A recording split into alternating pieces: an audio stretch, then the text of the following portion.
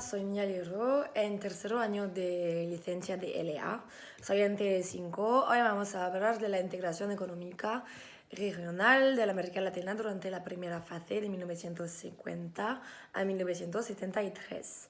Esta fase es la fase del éxito comercial y del fracaso industrial. Primero vamos a hablar de por qué la América Latina es una zona en dificultades y entonces vamos a explicar cómo trató de resolver su problema y cómo integró a la economía global y regional. Esta industrialización resulta en un fuerte proceso de monetización. Los campesinos migran a las ciudades y ofrecen su mano de obra no calificada a una industria productora de bienes de consumo y producciones simples para ingresos monetarios, mientras que en el campo sobrevivieron sobre todo gracias al autoconsumo.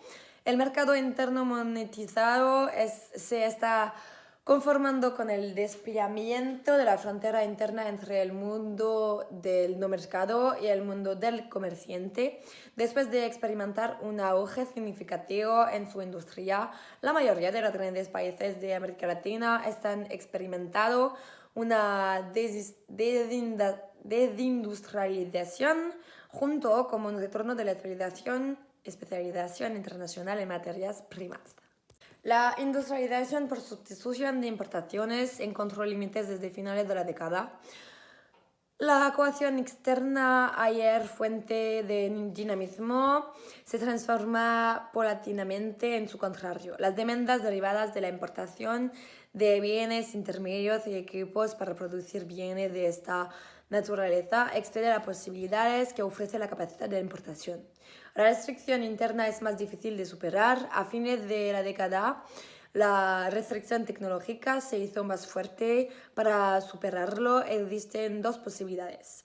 O bien incrementar el mercado interno mediante reformas encaminadas a reducir la desigualdad de ingreso, o bien incrementar este último como hicieron las dictaduras en la mayoría de países en las décadas de 1960 y 1970. Pero estudiar la América Latina en el sistema mundial también significa tomar en cuenta las iniciativas de los estados de la región, sujetos de las relaciones internacionales para modificar su posición en la división internacional del trabajo, por un lado, y tratar de crear nuevas relaciones internacionales de poder con los centros de dominación, por otro lado. En general, los estados dominantes no se someten pasivamente a un dominio sobre ellos. A su manera, todos intentan mejorar su situarse en el concierto de las naciones, adquiriendo las capacidades necesarias para un papel más activo en las relaciones internacionales.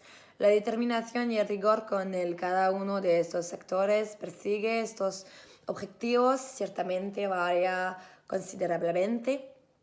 Pero desde la Segunda Guerra Mundial y más precisamente desde principios de los años 60, el deseo de un cambio en el orden mundial ha sido una realidad histórica que ha acabado llegando a todos los países dominantes. La discusión da un lugar importante a los factores internos en la explicación de las relaciones internacionales de la región. Las luchas por el poder, las oposiciones de clase y intereses, la definición y confrontación de proyectos sociales opuestos, la aspiración de las masas y sus luchas por una mejor distribución de la riqueza internacional, en definitiva, los diferentes estados del equilibrio interno del poder.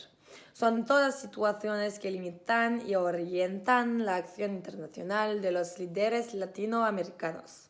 Sin embargo, tanto en este caso como en el de los demás países dominados, están determinados en parte por la integración en la economía mundial.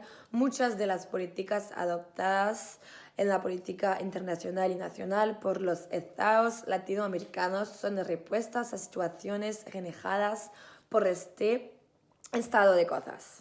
Para remediar a todas estas dificultades e intentar integrar la economía global, América Latina va a establecer algunas asociaciones regionales para contrarrestar las grandes potencias, creando un poder regional. Para empezar, en 1950 tenemos la creación de la ONU, las Naciones Unidas, que todavía está global en los días.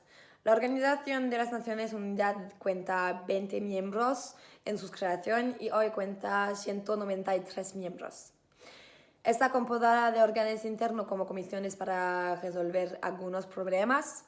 El golpe último de la ONU es de mantener la paz y la seguridad, hacer respetar el principio de igualdad entre todos los pueblos y el derecho de libre determinación de los pueblos. La operación es cooperativa a nivel internacional para resolver problemas económicos, sociales, intelectuales y humanitarios. A partir de ahí aparecen varias instituciones especializadas como la UNESCO, que es de la cultura, FAO, Alimentación y Agricultura, y UNICEF, Protección de los Niños, Niñas. Todas están al nivel internacional para resolver los problemas y consultar todos los miembros, todos tienen sus voces. La CEPAL estaba creada por fomentar la industrialización e instaurar formas de proteccionismo, contra el problema de los mercados internos y la economía de escala insuficientes. Necesidad de promover un mercado regional por fin de una integración económica regional. En 1951, la CEPAL creó el Comité de Cooperación Económica del Istmo Centroamericano para proponer a los gobiernos medidas concretas tendientes a la integración gradual y progresiva de las economías de los países del Istmo Centroamericano y la coordinación de los programas nacionales de desarrollo económico. Se constituyó también la ODK, Organización de Estados Centroamericanos, con un proyecto de integración política. El CCE, reuniendo a los ministros de Economía bajo los auspicios de la CEPAL, sirvió de marco para etapas previas a la creación del MCCA, Mercado Común Centroamericano. También todas estas medidas establecen acuerdos bilaterales, tratado multilateral de libre comercio y integración. El golpeo es de crear un esquema de integración económica regional que se hace en reunir a varios países, definir principios y objetivos comunes, redactar y firmar un tratado o acuerdo que defina esos principios y objetivos y las reglas y plazos para instaurar el libre comercio y las demás etapas de integración. Los tres esquemas creados son la ALAEC, Asociación Latinoamericana de Libre Comercio, la MCCA, Mercado Común Centroamericano, y el Pacto Andino. Las reglas y principios son desgravación progresiva, eliminar aranceles para liberalizar progresivamente todo el comercio de mercancías.